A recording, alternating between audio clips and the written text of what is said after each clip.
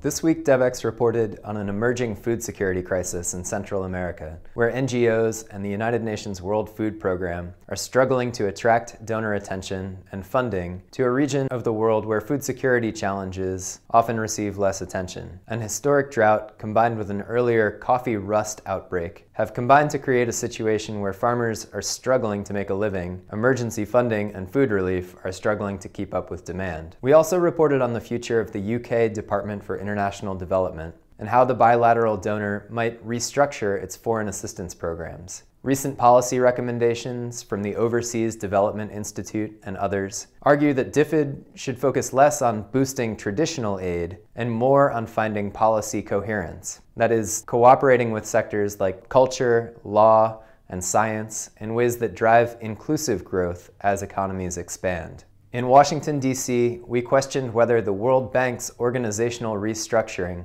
has put enough of a focus on youth. The bank has no global practice or cross-cutting solution area dedicated to youth, even though attention to this area is mounting in concert with the post-2015 Sustainable Development Goal process. On March 3rd, Devex will launch a new campaign, Youth Will, to help drive the conversation about how the global community will take advantage of and deal with a surging population of young people. Finally, we're featuring a new multi-part series on U.S. foreign aid reform, authored by former congressional senior staffer Diana Olbaum. The series looks deeper at lofty rhetoric about going local, partnerships, and aid effectiveness, and delves deep into what needs to happen to transform global development for the 21st century. As always, thanks for reading, and look for more insider coverage on Devex.com.